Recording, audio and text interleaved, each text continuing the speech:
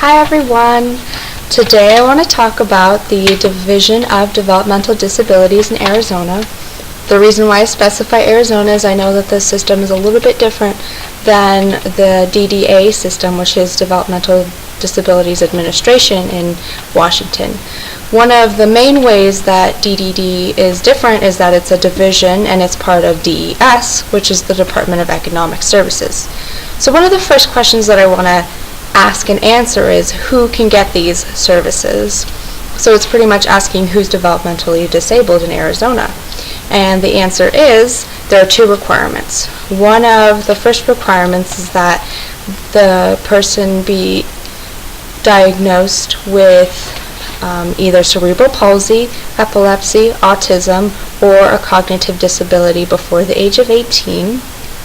And the second requirement is that they have at least 3 substantial limitations in either self-care, mobility, learning, receptive and expressive language, mobility, self-direction, capacity of independent living, and economic self-sufficiency. And so these are the requirements for DDD services today.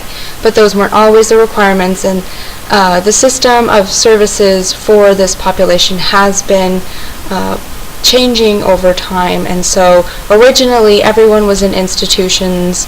The 3 Arizona training programs, which were institutions, were established between the 50s and the 70s, and 2 of them were shut down after deinstitutionalization, which was pretty much everyone in institutions being addressed for all different reasons.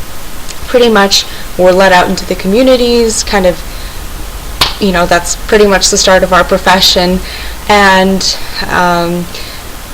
after that, 2 of the training programs in Arizona closed, and then from that, communities were held to a higher standard and a higher, they were supposed to be more involved with, everyone in their community. And so training programs like employment programs were started in communities, group homes were started, and then also case management really came into effect then, because it was really important to understand someone's community. And today, community is still a very important part of services for the developmentally disabled, but today another change has occurred, another lens change, if you will, that really emphasizes individuals and families, and that is really at the forefront of DDD and who DDD is and who they want to assist and who they want to give services to, is individuals and families, and looking at how can we help this person achieve a higher quality of life. And so I wanted to talk about analyzing the system with Hatch's model. And so here's just a little diagram of Hatch's model. So the environment is on the outside, affecting everything on the inside, which is the culture, social structure, technology, and physical structure, all intertwining to form DDD in the middle, are all being affected and shaped by the environment. And so I wanted to talk about each of these circles and how they really form the environment that is, or just everything about DDD. And so relationships are super important. Relationships are everything to this system. So as far as technology goes, relationships are a form of technology because it allows DDD to increase services for their clients, and when their clients receive more services, they're able to meet their goals and increase outputs. So Dr. Kincaid said that technologies were anything that increased inputs to outputs, and relationships are definitely a way that this happens. Another form of technology is reports, like annual reports. Like there's an annual report that has just come out a couple weeks ago that says, what services are being given, what services are needed, and this helps decision makers, the legislature, everyone decide, what is it that we need and what is it that we are doing well at. And then there's also councils which help everyone in DDD keep their regulations. So once we move on, there's also, I want to keep relationships in there because it's really important. There's also social and cultural, and inside social and cultural is pretty much formal. The relationships, so social relationships, pretty much this means that, there are hierarchies of, we have to know who does what in the department. We have to know, who do we call when a client needs this. So pretty much that's the social aspect of relationships of DDD.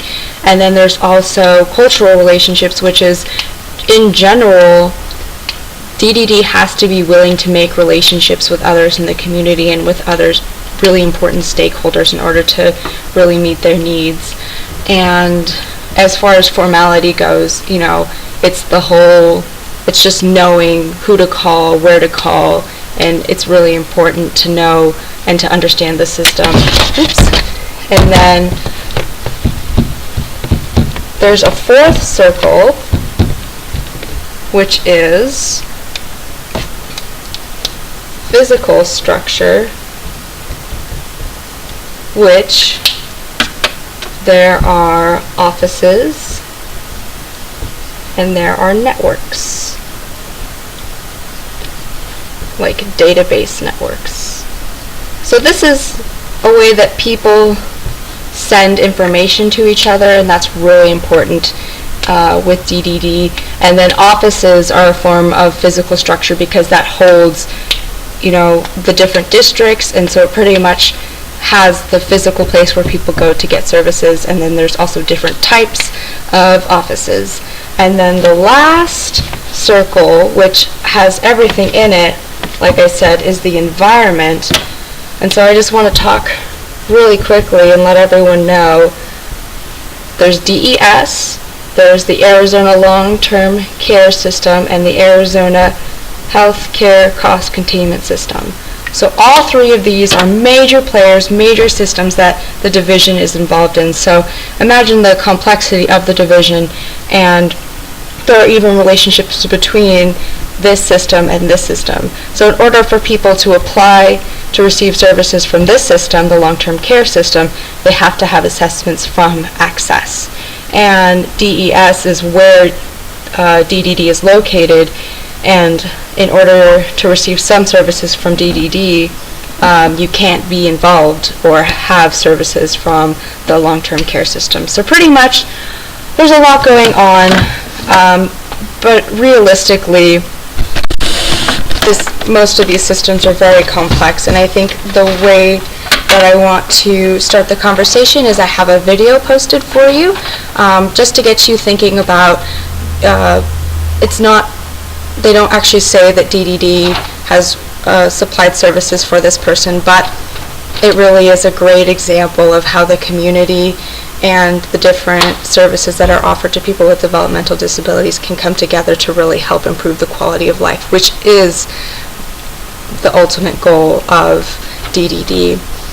And then, so I just want to ask a couple questions. One is, what are partnerships that you see in your communities between DDA or DSHS? And then I also want to ask, what do people say about them? What are general feelings about them? And then the second question I want to start this week off with is, in formal complex systems like this one that are involved with many different systems, how do we make sure people get services, and how do we address capacity? How do we address making decisions about capacity? Is it like a severity thing? I know we've kind of already talked about this, but I think it's kind of important to discuss. With these big complex systems, especially something that's involved with 3 other systems, what do we do to make sure that people get services? So thank you so much for watching. I know I went over about a little bit, so thank you so much.